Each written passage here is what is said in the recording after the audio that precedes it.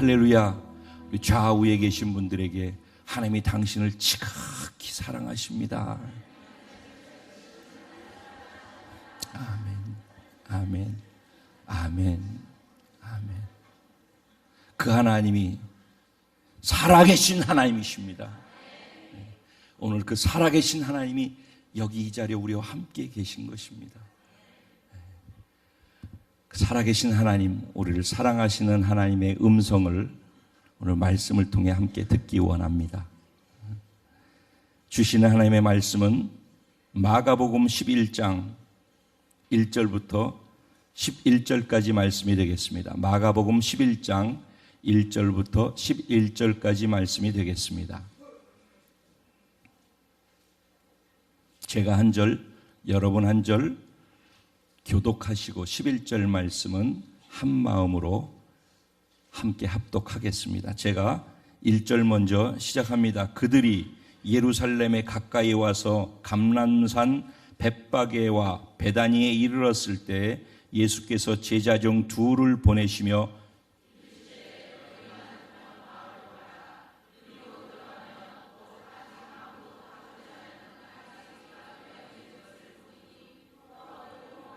만일 누가 너희에게 왜 이렇게 하느냐 묻거든 주가 쓰시겠다 하라. 그리하면 즉시 이리로 보내리라 하시니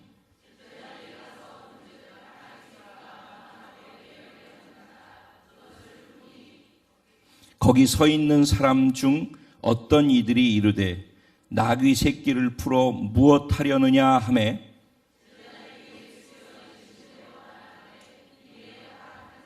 나귀 새끼를 예수께로 끌고 와서 자기들의 겉옷을 그 위에 얹어 놓음에 예수께서 타시니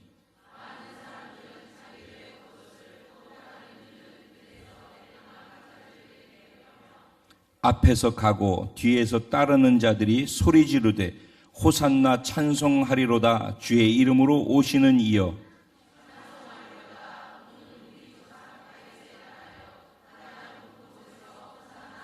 다 같이 예수께서 예루살렘에 이르러 성전에 들어가사 모든 것을 둘러보시고 때가 이미 저물매 12 제자를 데리시고 베다니에 나가시니라. 아멘.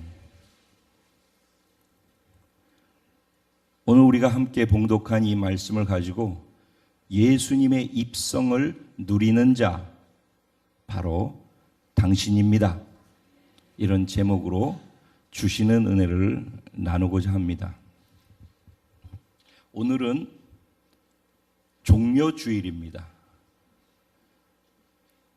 또는 고난주일이라고 말하기도 합니다. 왜 그렇게 종려주일이라고 이야기를 하게 되어졌을까요? 또 왜 고난주일이라고 이야기하게 되어졌을까요? 2000년 전에 예수님께서 예루살렘을 향해서 들어가시는 그런 사건, 그런 상황들이 오늘 본문 속에서 이렇게 설명되어지고 묘사되고 있습니다. 특별히 예수님이 예루살렘에 들어가시는 것 자체가 중요한 것이 아니라 예루살렘에 예수님이 들어가시는 목적 때문에 중요한 것입니다. 그냥 예루살렘에 들어갔다 나오기 위한 것이 아니라 마지막으로 이 땅에 계시는 동안에 마지막으로 예루살렘에 들어가서 해야 할 일이 있으시기 때문에 그 일을 감당하기 위해서 들어가는 행보였습니다. 그래서 예루살렘으로 들어가시는 이 행보는 엄청나게 우리 각 사람과 인류 모두에게 중요한 사건이 되는 것입니다. 예수님께서 예루살렘에 들어가실 때 제자들에게 이렇게 얘기합니다. 12 제자들 가운데 2 제자들을 불러서 얘들아 요 맞은편에 있는 마을에 가서 나귀 새끼가 묶여 있는 것을 보거든 그 나귀 새끼를 끌고 와라. 누가 뭐라고 얘기를 하면은 주가 쓰시겠다라고 얘기해라. 그러면 그가 즉시로 풀어줄 거다. 실제 그곳에 갔더니 나귀 새끼가 거기 묶여 있는 거예요. 그리고 사람이 옆에서 왜 이 나귀 새끼를 풀어가려고 하느냐라고 질문을 했을 때 주가 쓰시겠다고 합니다 라고 답했더니 즉시로 그걸 허락해줘서 그 나귀 새끼를 예수님께 끌고 왔다라고 얘기했어요. 그랬더니 나귀 새끼를 끌고 오자 제자들이 자기의 겉옷들을 다 벗어서, 그 당시에 겉옷은 되게 비싸고 자기의 재산 중에 하나가 될 정도로 개개인에게는 중요한 것이었어요. 근데 그 겉옷을 벗어서 나귀 새끼 등 위에다 올려놓고 나귀 새끼 바닥에다 깔아놓고 그러는 거예요. 그러면서 나귀가 움직여서 가는데 거기에 그때 예수님께서 예루살렘에 가신 이유 중에 또 다른 하나는 그 시기가 유월절, 그 주간에 유월절 행사가 있어서 전국에서 이스라엘 유대인들은 예루살렘에서 성전에서 유월절 행사하는 것이 평생의 소원이에요. 그래서 전국에 있는 유대인들이 다 예루살렘으로 몰려들고 있는 그런 시기에 예수님께서 나귀를 타고 예루살렘으로 들어가는 거예요. 그런데 그 예수님의 모습을 보고서 지나가는 사람들, 예수님을 아는 모든 사람들이 자기의 겉옷을 다 벗어가지고 예수님이 타고 가는 나귀 발 밑에다가 자기의 겉옷을 다 깔아놓는 거예요. 그리고 옆에 있는 나뭇가지를 끊어서 그 나뭇가지를 들고서 호산나 찬송하리로다 다윗의 자손으로 오시는 이요 라고 하면서 예수님을 환호하는 거예요. 지금 이 장면의 내용이 그것이에요. 그러면은 조금 더 왜 이런 일이 일어나게 되어졌는지를 한 번 더 그 배경을 말씀을 드려볼게요. 예수님은 이 땅에 오셔서 사역을 시작하신 첫 번째가 회개하라 천국이 가까웠다라는 말씀으로 시작하셨어요. 그리고 첫 번째 기적이 어디서 일어났죠? 가나 혼인잔치에서 물을 포도주로 바꾸는 기적으로부터 시작해서 예수님 계속해서 기적을 행하셨어요. 사람이 필요로 한 모든 필요를 채워주셨어요. 그리고 물질이 필요하면은 없는 물질을 채워주셨고, 육체가 질병으로 인해서 연약하면은 연약함을 강함으로 채워주셨어요. 벙어리는 말하게 해주시고, 눈 먼 자들은 보게 해주시고, 귀머거리는 들을 수 있게 해주셨어요. 발이 아파가지고선 평생 안진뱅이로 있는 사람은 일어나게 해주셨고, 손이 말라서 손을 쓰지 못하는 사람은 손이 움직일 수 있게 해주셨고, 그리고 혈루병으로 해서 계속 피를 흘리면서 사는 사람의 피가 멈추게 해주셨고, 이 육체만 치료해 주시고 육체만 우리에게 바꿔주신 것이 아니라 영적으로도 귀신이 들려서 귀신에게 눌려서 이리 끌려가고 저리 끌려가고 고통당하며 사는 사람의 그 귀신을 내쫓으시고 그의 영을 새롭게 해주셨어요. 무엇보다도 죄에 눌려서 죄악의 고통 가운데 절망하고 어쩔 줄 모르고 살고 있는 죄의 정죄감 때문에 고통하고 있는 그런 사람들에게 그 죄로부터 죄를 용서하고 자유케 해주시는 그런 은혜도 다 허락해 주셨어요. 예수님이 이 땅에 계시면서 하신 일들이에요. 그런데 이것을 넘어서서 안 그래도 예수님이 그런 일을 행하실 때 바리새인과 서기관과 대제사장, 그 당시 기득권을 가진 사람들은 예수님이 그런 일들을 자기 백성들에게 베푸는 것을 함께 기뻐해야 되지 않겠습니까? 그렇죠? 자기 백성들 유대인들이 어려움을 겪고 있는데 그 어려운 문제들을 영적인 것이든 육체적인 것이든 환경적인 것이든 다 해결해 주니까 그들을 섬기고 있는 대제사장들이나 바리새인들이나 서기관들이 기뻐해야 될 거예요. 그리고 고마워해야 될 것이죠. 그런데 그들은 기뻐하고 고마워한 게 아니라 두려워하기 시작했어요. 야, 그러다가 우리가 가지고 있는 기득권을, 우리에게 시선이 들어와 있는 것을 다 예수님한테로 뺏기겠구나. 그러니까 자기의 것을 뺏긴다라고 하는 그 두려움 때문에 예수님이 백성들을 어떻게 섬기고 우리 나라와 백성들이 어떻게 도움을 받고 있는지 이런 것과는 아무 상관이 없는 거예요. 나라가 잘 되고 백성들이 잘 되는 건 관심이 없고 내게 있는 기득권이 빼앗기는 것에 대한 두려움만 가득 차 있었단 말이에요. 그래서 이걸 어떻게 하면 좋지 하고 시기하고 질투하고 그러고 있는데 클라이막스로 가게 된 게 나사로가 죽어버렸어요. 저는 없는 것을 있게 해주시고 아픈 것을 치료해 주시고 귀신을 쫓아내는 것까지도 그냥 지켜보면서 이거 아닌데 라고 생각했는데, 나사로가 죽었는데 죽은 나사로를 살려버렸어요. 사람이 죽었는데 죽은 사람을 살려버렸단 말이에요. 그것도 3일 돼가지고 시체가 썩어서 냄새 나가고 있는데, 그런 죽은 자를 나사로야 나와라 하니까 죽은 나사로가 벌떡 일어나가지고 살아나서 나왔단 말이죠. 그게 입소문을 타고 사람들한테 사방에 나가기 시작했어요. 그런데 사람들이 말만, 소문만 있는 것이 아니라 죽었던 나사로가 실제 와가지고 봤지? 나 죽었었는데 이렇게 살아났어. 예수님이 나를 이렇게 살렸어. 이러고 다니니까 이 스트레스를 받던 사람들이 더 스트레스를 받은 거예요. 야, 이건 죽은 것도 살려버리네 이제. 그러니까 이게 어마어마한 놀라운 일인데 이들에게는 그게 스트레스가 되는 거예요. 그래서 이걸 어떻게 죽이지? 이걸 어떻게 하면 좋지? 그렇게 하고 있는 그런 시기예요. 그런데 예수님께서 제자들과 다니면서 또 수많은 군중들이 예수님이 그렇게 하니까 팬클럽이 생겼어요. 그래서 예수님을 쫓아다니는 거예요. 예수님이 그 당시 아이돌인 거예요. 예수님이 이쪽으로 가면은 우하고 몰려오고 저쪽으로 가면 우하고 가고, 예수님 공항에 내려오면 와 프레카드 들고서 난리가 나. 예수님이 그러셨단 말이에요. 예수님을 그러고 쫓아다니는 거예요, 사람들이. 대단하신 분이죠. 그런데 예수님은 언제나 조심스러워 하셨어요. 자기가 그런 기적을 행하잖아요. 그럼 사람들이 소문이 막 나잖아요. 예수님이 하셨어 막 그러면 그걸 못하게 했어요. 이게 얘기하지 마라. 왜?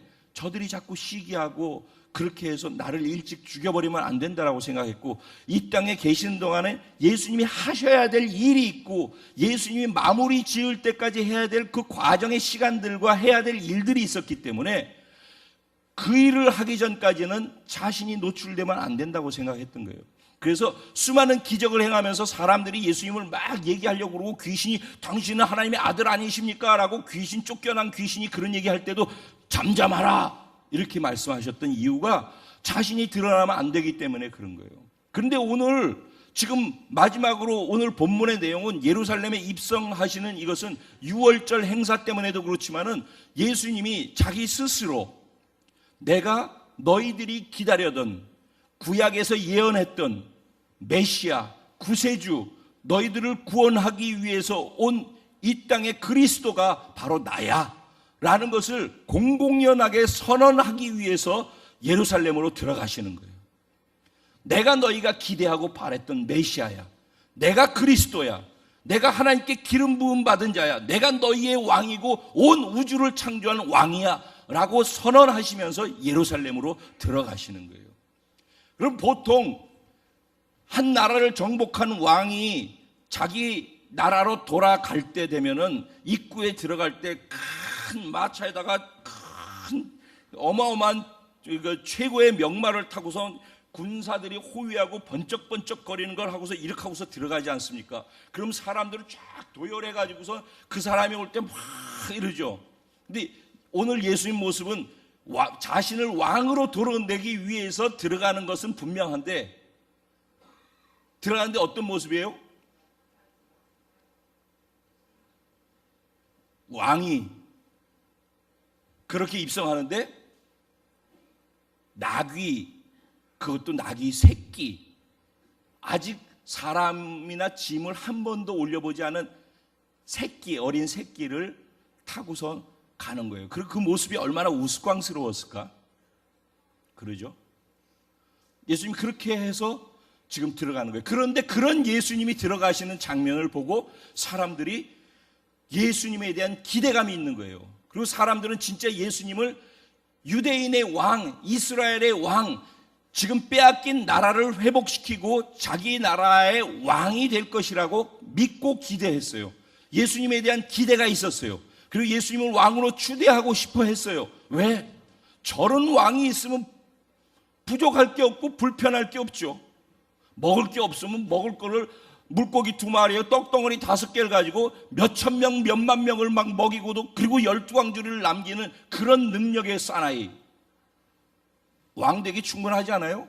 아픈 사람 어떤 병이든지 벌떡벌떡 일어나게 하고 그 자리에서 다 치료해버리는 분. 대단하지 않아요? 영적으로도 귀신 들린 사람들이 있으면 쫓아내버리고 그 자리에서 치료해버리시는 분. 이런 분이 우리의 왕이다. 그럼 든든하지 않아요? 그 정도 된다 그러면은 로마 군인 물리치는 거는 일도 아니죠. 그런 분을 왕으로 세워놓으면은 완전히 슈퍼맨, 요새 뭐 아이언맨 다 슈퍼맨들 많잖아요. 그러죠? 그거 이상이죠. 그런 한 사람을 왕으로 세우면 좋겠다라는 마음을 갖는 거지. 그리고 그런 기대감 때문에 팬들이 생겨난 것이죠. 예수님은 그런데 그들에게 마음을 의탁치 않으셨다라고 성경에 얘기하고 있어요. 왜? 그들의 마음을 아셨기 때문이라고 그래요. 어쨌든 예수님께서는 나귀 새끼를 타고선 입성을 하기 시작하십니다. 사람들은 환호하고 호산나의 뜻은 구원하소서라는 말인데 여기서는 만세 이런 의미 있죠. 이런 뉘앙스가 더 커요. 예수님이 지나가실 때 왕으로서 추대하면서 만세, 당신이 우리를 구원하시고 우리를 해방하실 왕이십니다, 막 이런 느낌인 거예요. 그리고 종려나무 가지는, 종려나무라고 하면 여러분 종려주일이라고 그러죠. 종려나무는 무엇이냐면은 팜트리라고 하는데, 제주도 가신 분들은 보면 제주도에 가면 이렇게 삐쭉삐쭉 나온 부채살 같이 생긴 그런 나무 있죠? 위로 쭉 솟은 거. 사막지대나 더운 지방에 가면은 팜트리가 많이 있어요. 그게 종려나무예요. 그 종려나무는 하나님의 임재하심이나 승리나 이런 것들을 상징하는 나무이기도 해요.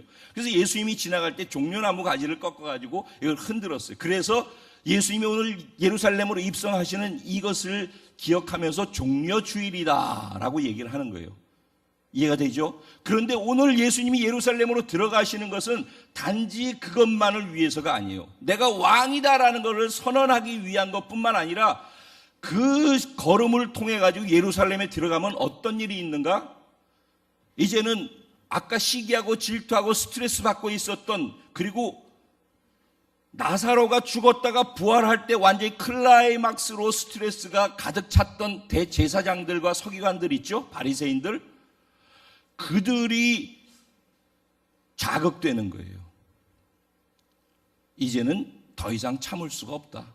이제는 아주 대놓고 왕이라고 그러고 사람들을 선동하고 저렇게 다니고, 이미 사람들은 선동되어져서 막 난리가 나서 흥분해가지고 그가 왕인 것처럼 저렇게 대우하는 거 보니까 이제는 이대로 더 가면 안 되겠다라고 생각을 해서 죽이기로 결정을 짓게 만드는 동기가 되는 거예요. 어떤 면에서는 예수님께서는 그들의 그 마음을 아시고서 그걸 부추기기 위해서 도발하셨는지도 몰라요. 대놓고서 그래, 너희들 나 때문에 스트레스 받지. 내가 왕이야. 너희의 왕이 아니라 우주의 왕이야 라고 선언하시면서 들어가시는 거예요. 이들은 스트레스가 극에 달아서 이제 죽이기로 결정을 내리는 거예요. 그런 결정을 내리게 되는 계기가 오늘 종려주일 예루살렘으로 들어가시는 이 사건 속에 함께 담겨있는 의미란 말입니다.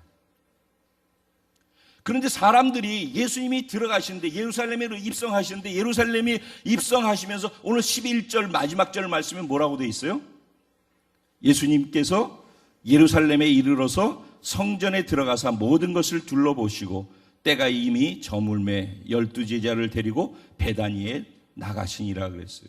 예수님께서 예루살렘에 들어가시고 난 다음에 제일 먼저 하신 게 뭐예요? 성전에 들어가서 성전을 둘러보신 거예요. 그리고선 오늘은 늦었으니까, 해가 저물었으니까 그냥 가자. 그리고 베다니로 갔어요. 다음 날, 이제 그날이 주일이란 말이에요. 그런데 바로 다음 날, 월요일 날이에요. 월요일 날, 그러니까 내일이에요. 이제 오늘이 종려주일이라 예루살렘에 입성하셨어요. 그리고 때가 늦어서 성전만 보고 도로 나갔어요. 베다니로. 그리고 내일 월요일 날 예수님이 뭘 하시느냐? 다시 봤던 성전으로 들어가시는 거예요. 성전에 들어가셔서 뭐예요? 성전에 가보니까 성전에서 먹고 살기 위해서 돈벌이 하느라고 사람들을 이용해서 그 사람들한테 물건을 팔고 사고 그러면서 거기에서 돈벌이를, 성전을 돈벌이로 생각하고 사는 사람들을 보면서 그들을 다 쫓아낸 거예요. 예수님께서. 어디서 많이 들은 얘기죠? 언제 이런 일이 있었죠? 예수님께서 가나 혼인잔치를 행하실 때 기적을 베푸시는 첫 번째 기적 이후에 제일 먼저 하신 게 성전에 가서 노끈을 만들어가지고 성전을 청결하고 채찍질하면서 이 하나님의 전을 이 장사꾼의 소굴로 만드는 도적들아 하고서 다 내쫓았었어요. 예수님이 첫 번째 사역의 시작이 있을 때 예수님이 제일 먼저 하신 것이 성전 청결이었어요. 그리고 이제 예수님이 맨 마지막에 이 땅에서의 모든 사역을 마무리하고 십자가로 들어가시기 직전에 마지막으로 행하신 것도 성전을 청결케 하시는 작업이었어요. 예수님이 예루살렘 들어가셔서 하루 지나 월요일 날 성전을 청결케 하셔요. 그리고 무화과 나무가 열매가 있기를 바랬는데 없는 걸 보시고 무화과 나무를 저주하시는 얘기가 나오죠. 그리고 그 다음날 화요일 날 무슨 일이 있습니까? 내일 모레의 얘기입니다. 내일 모레 화요일 날 예수님께서는 높은 곳에 가셔서 예루살렘 도성, 예루살렘 성이 보이는 곳에 가셔서 그 성을 보시고 우셨어요. 예루살렘아, 예루살렘아. 나중에 예수님께서 십자가에 못 박혀서 죽으시기 위해서 골고다에서 십자가를 지고 끌려가고 채찍에 맞으면서 걸어가고 있을 때 예수님을 사랑하는 여인들이 뒤쫓아가면서 울었죠. 그랬더니 예수님 뭐라고 그래요? 나를 위해서 울지 말고 너희와 너희 자녀를 위해서 울어라. 그렇게 말씀하셨죠. 왜냐하면 예수님께서는 이 예루살렘 성을 보고 오늘 이후 40년 있다가 이 예루살렘과 이 모든 것이 다 멸망하게 될 것이라는 것을 예수님은 아셨기 때문에 앞으로 40년만 지나면은 너희들은 다 불타서 죽고 망하게 될 터인데 그런 것을 모르고선 오늘 행복하면 된다고 생각하고 오늘 것을 생각하고 살고 있는 그들에게 그들의 영혼을 보고서 안타까워하고서 울고 계셨던 것이 화요일 날 있었던 사건이에요. 실제로 40년 후 AD 70년, 서기 70년에 로마의 디도 장군이 들어와 가지고선 그것을 불태우고 여기서 공성퇴를 쏴가지고 불로 던지고 막 이렇게 해서 거기에 110만 명이 다 불타서 죽었어요. 유대인들이. 그래서 돌에 돌 하나 남지 않고 성이 다 무너져 없어지리라 그런 그 예언의 말씀이 그대로 이루어졌어요. 실제로 예루살렘 성이 다 무너진 거예요. 거기에 있던 사람들이 그 자녀들 다 죽은 거예요. 사실은 그때 예수님을 보고 울었던 사람들의 자녀들이죠. 40년 후니까 그 자녀들을 위해서 울라고 했던 이유가 이런 것인 거예요.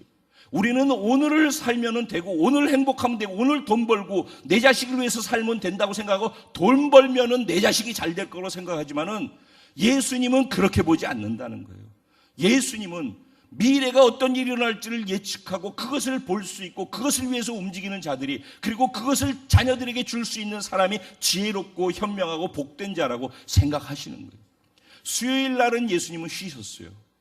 수요일 날 쉬시면서 제자들하고 교제하시고 쉬시는 시간을 가졌어요. 내일 모레 글피 얘기입니다. 그때 수요일 날 무슨 일이 있었는지 예수님 제자들하고 쉬고 있을 때 가룟 유다 혼자서만 바깥으로 나가서 예수님 팔기 위해서 돈 얼마 받고서 팔까 그거 흥정하러 다녔어요. 수요일 날. 목요일 날 예수님께서 하루 쉬시고 제자들과 있다가 목요일 날 예수님이 제자들의 발을 씻겨 주십니다. 세족식을 하는 그 일이 목요일 날 일어나는 거예요. 이번 주에 있는 일들을 얘기하는 겁니다. 예루살렘 입성 이후부터 어떤 일이 있는지. 그래서 목요일 날 제자들의 발을 씻겨주고 난 다음에 제자들하고 다 모여서 성만찬을 합니다. 최후의 만찬이라고 하죠. 마지막 만찬을 하시면서 가룟 유다에게 떡을 떼주면서 내가 떡을 떼주는 이가 그니라 하고 얘기를 해줘요. 그리고 난 다음에 제자들을 다 이끌고서 어디로 갑니까? 겟세마네 동산으로 목요일 날 저녁 때 올라가는 겁니다.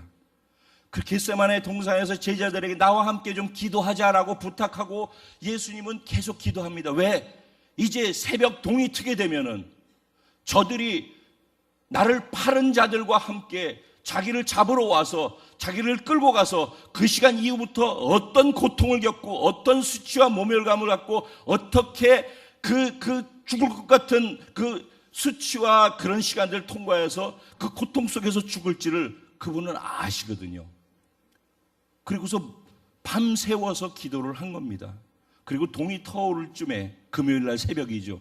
동이 터오를 쯤에 로마의 군사들과 대제사장과 서기관들이 가룟 유다를 이끌고 와서 예수님 기도하는 자리로 찾아와서 저 사람이 예수입니다 라고 예수를 팝니다. 예수님 그곳에서 잡혀서 끌려가면서 가야바 대제사장의 뜰로 가고 거기서 가야바에게 신문을 받고 거기서 안 되니까 빌라도 총독에게로 보냅니다. 이유는 하나 때문이에요. 유대인들은 유대인을 사형시킬 수 있는 권한을 갖고 있지 않았어요. 로마의 통치 안에 있기 때문에 법적으로 불가능했어요. 그래서 합법적으로 예수를 죽이기 위해서 로마의 총독 빌라도에게 예수를 데리고 와서 네가 심판해. 그래서 네가 죄를 만들어가지고 예수를 죽여. 이렇게 요청을 하려고 가야바 대제사장이 예수를 끌고 빌라도에게 데리고 간 거예요. 그래서 빌라도가 죄가 없는데 보니까, 그리고 그 부인도 죄 없으니까 죽이지 말라고 그러는데, 그런데 바라바를 놔주고 사람들이 예수를 죄 없으니까 놔주자고 그랬어요, 빌라도는. 그런데 사람들이 예수를 죽이십시오, 바라바를 놔주십시오 그랬어요. 그렇게 얘기한 사람들이 누군지 아십니까? 오늘 다윗의 이름으로 오는 다윗의 자손이여 호산나 찬송하리로다, 자기 겉옷을 하면서 예수님을 환영했던 사람들이 예수를 십자가에 못 박아서서 그랬어요. 예수 팬클럽 사람들이 안티팬으로 돌아섰단 말이에요.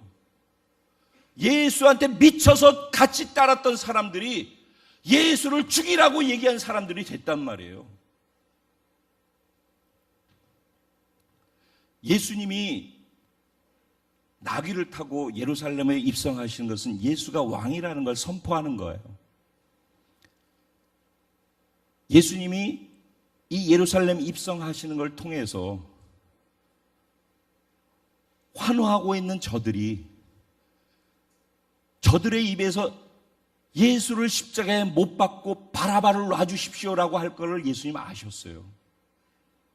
지금 그렇게 환호하고 있는 모습이 앞에 보이는데, 그렇게 하고 있는 저들이 나를 배신해서 나를 팔 거를 예수님 아셨다니까.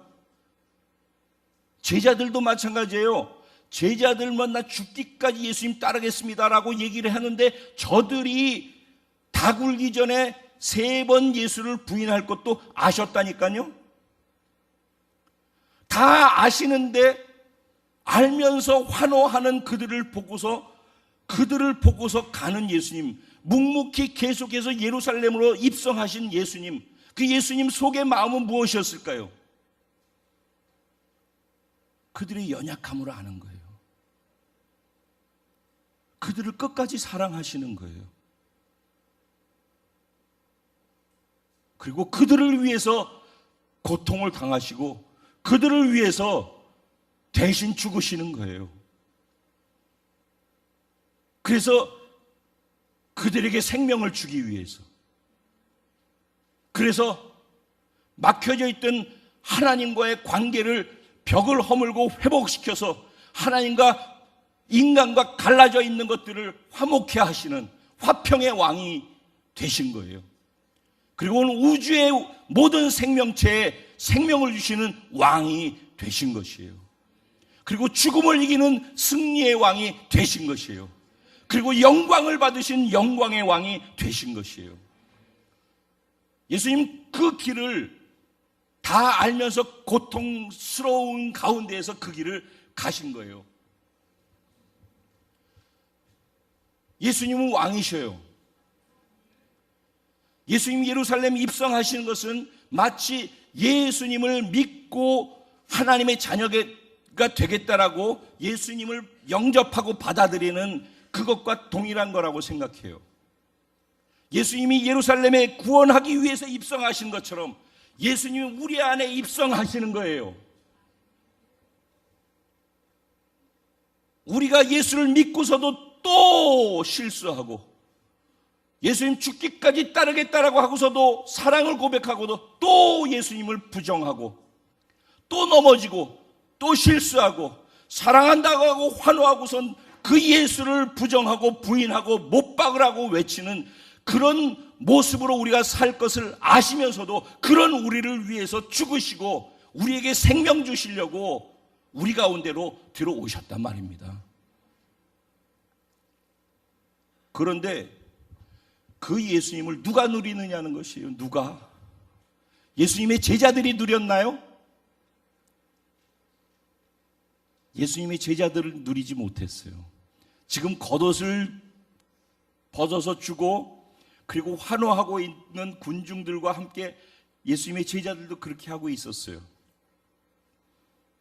대제사장과 서기관들이 누렸나요? 그건 더 말할 것도 없죠. 여기서 예수님의 입성을 누린 게 누구지요? 나귀 새끼인 거예요.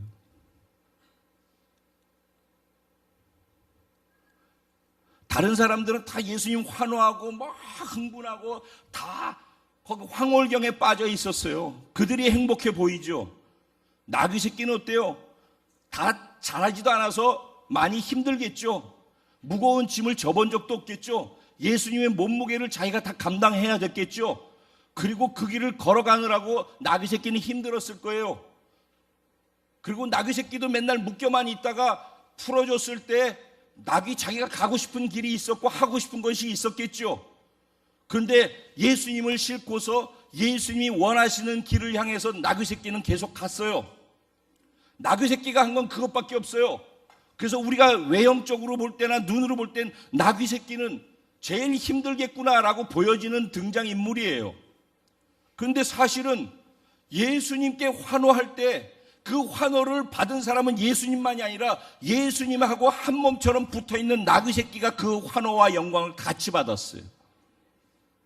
우리는 예수님을 태워드리는 자로, 예수님께 쓰임받는 자로 사면 그게 손해라고 생각을 해요. 그리고 환호하는 위치에 있든지 환호함을 통해서 예수님한테 또 무언가가 나한테 주어지는 것을 기대하는 것으로 인해서 환호해요. 제자들이 어땠는지 아세요? 예수님께서 마가복음 8장 31절에 보면은 제자들에게 이런 말을 합니다. 내가 죽었다가 3일 만에 부활할 거야. 나는 죽어야지 돼. 자기의 죽을 것과 부활하실 것을 첫 번째 예언하십니다. 마가복음 9장 가서 31절에 보면 또 나는 죽었다가 3일 만에 다시 살아날 거야. 그래 나는 죽어야지 돼 라고 말씀을 하십니다. 그리고 세 번째 마가복음 10장에서 8장 9장 10장의 32절부터 34절까지 내용에 또 세 번째로 자신의 죽으실 것과 부활하실 것을 또 말씀하십니다. 누구에게? 군중들에게? 아니 제자들에게 말씀하는데 제자들이 예수님이 죽으실 것과 부활하실 것 그것이 얼마나 중요하고 예수님이 이것 때문에 오셨다라고 말하는데도 10장에서 그 얘기를 세 번째 해는 그때 제자들이 뭘 했는지 아세요? 세베대의 아들 야고보와 요한이 엄마 이름까지 동원해가지고 엄마까지 데리고 와가지고 우리들이 원하는 걸 들어주세요. 네가 뭘 원하는데? 그랬더니 우리가 예수님의 영광을 얻게 될 때 오른쪽에 이 사람 야고보, 왼쪽에 요한을 해서 예수님이 왕이 되고 등께서 영광을 얻을 때 우리도 그 자리에 영의정, 좌의정, 우의정, 좌의정 할 수 있게 해주세요. 이렇게 하고 있는 거예요. 예수님은 죽으시고 부활하셔야 된다라는 그 길에 예루살렘으로 들어가셔야 되는 그 길, 고통의 길, 죽음의 길로 가시는 것을 계속 얘기하고 있는데 그들의 관심은 이 땅에서 예수님을 통해서 뭘 얻을까에 관심이 있어요. 그게 잘못됐다는 얘기 아니에요. 예수님은 우리에게 그렇게 주시는 왕이시란 말이에요.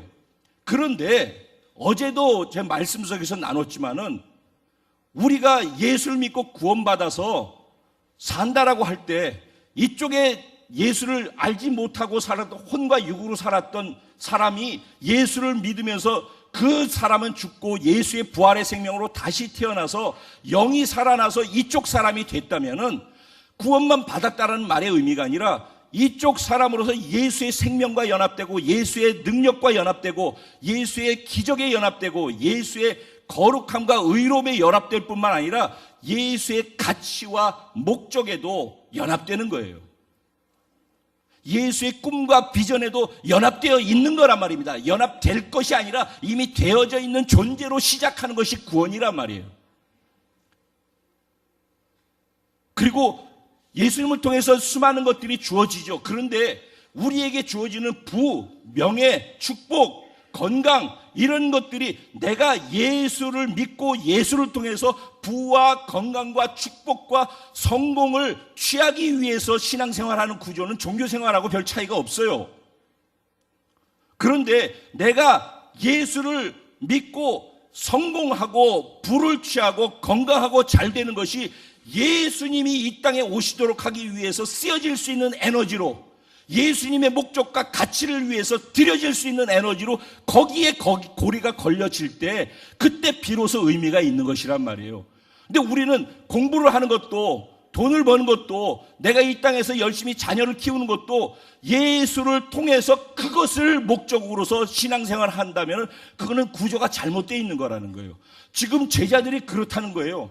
예수를 믿는데 예수님이 그런 걸 안 주신다는 게 아니라 예수를 믿는데 예수 때문에 하는 것이 아니라 예수를 통해서 그거를 하기 위해서 하는 것으로 신앙생활 구조가 되어 있기 때문에 이게 잘못됐다는 겁니다. 군중들 예수님을 아이돌로 만들고 쫓아다녔던 팬들도 다 예수님이 그거 주시기 때문에 쫓아다닌 거란 말이에요. 근데 예수님이 제자들도 그렇고 그들도 그렇고 예수님이 그걸 안 주고 죽는다라고 하니까 나한테 예수님이 손에 나한테 줄 게 없네? 예수님이 죽어버리면 아무것도 아니네? 그러니까 손해가 난다고 생각하니까 별 볼 일 없다고 생각하니까 예수를 던져버린 거라고요. 제자들조차도 예수님을 팔아버리고 은 30냥을 받고 예수를 팔아버리는 것이 나에게 유익이라고 생각하고 예수가 십자가에 못 박히러 갈 때 결국은 제자들 모두가 다 예수님을 떠나갔단 말이죠. 지금 오늘 이 말씀은 너무너무 중요한 얘기입니다. 우리가 예수를 믿으면 하나님께서 예수를 통해서 우리에게 주신 놀라운 은혜와 축복들이 있어요. 진짜 병이 고쳐지고 건강하게 됩니다. 우리가 열심히 주를 믿고 의지해서 살면은 하나님의 은혜와 복을 주십니다. 그런데 예수를 믿는 것이 그것을 하기 위해서 예수를 믿는 것이 되면 안 된다는 겁니다. 우리가 열심히 해서 공부도 열심히 하고 돈도 열심히 벌고 성공하는 그 성공이 예수님이 쓰실 수 있는 것으로 드려져야 돼요. 나귀 새끼처럼. 주가 쓰시겠다라 할 때 언제든지 등을 내어드리고 그걸 드릴 수 있는 그 목적 때문에 성공도 하고 튼튼해져야 하고 그래서 돈도 벌어야 하고 그래야 되는 것인데 이 순서가 잘못된 사람들은 나중에 예수님이 죽으러 가자라고 하면 다 떠나가는 사람들이라고요. 그래서 제가 그거는 종교라는 거예요. 그거는. 예수를 생명으로 취해서 이쪽으로 온 사람이 맞다면은 예수와 생명으로 연합된 것뿐만 아니라 예수의 꿈과 가치와 목적에도 인생에 살아야 될 이유에도 똑같이 연합되어 있는 거라니까 나중에 은혜 받으면 되는 게 아니야. 이렇게부터 시작하는 게 구원이라고. 여기에서 구원과 함께 생명과 함께 이 목적과 비전에도 똑같이 동일하게 시작하는 것이 이게 구원 사건이라니까. 정말 믿게 되기를, 이걸 깨닫고 알고 그렇게 살 수 있게 되기를 주님의 이름으로 축원드립니다. 정말 내가 가진 에너지를 그게 무엇이 됐든지 그분을 위해서 쓸 수 있는 에너지로 내 인생의 모든 것을 거기다 고리를 걸 수 있는 은혜와 축복과 특권이 우리 모두에게 있게 되기를 주님의 이름으로 축원드립니다. 나귀 새끼가 그런 거예요. 주가 쓰시겠다 하라 그러니까 언제든지 주가 쓰실 수 있도록 내어드리는, 그래서 자기가 다 손해본 것 같고 자기는 예수님은 짊어지고 가느라고 고통하고 힘든 것 같은데 그렇게 걸었다고 생각하는 그 걸음이 모든 사람들이 예수를 위해서 환호했던 그 환호가 누구의 환호야? 예수와 연합해서 하나 되어 있는 나에게 하는 환호고 내가 받는 영광이고 예수의 승리가 나의 승리가 되어진 거라는 겁니다. 태훈 형제, 아멘이 아니라 오케이. 제가 뭘 얘기하고 싶은지 여러분 이해하고 받으실 수 있어요? 네. 우리의 궁극적으로 예수를 믿는 것이 나의 어떤 것을 목적을 이루기 위한 것으로 예수를 믿는 것이 되면 예수는 수단이 되는 것이라는 거예요. 근데 내가 하는 모든 노력으로 되어지는 것이 예수를 위해서 하는 것이, 즉 내가 성공하는 모든 것이, 공부해서 이루는 모든 것이 예수를 위한 수단이 될 수 있도록 그게 바뀌어질 수 있는, 그래서 내가 나귀 새끼가 돼서 있을 때 그분이 나를 영광스럽게, 그분의 평화, 나의 평화, 그분의 승리, 나의 승리, 그분의 영광, 나의 영광, 그분의 생명, 나의 생명 될 줄로 믿습니다.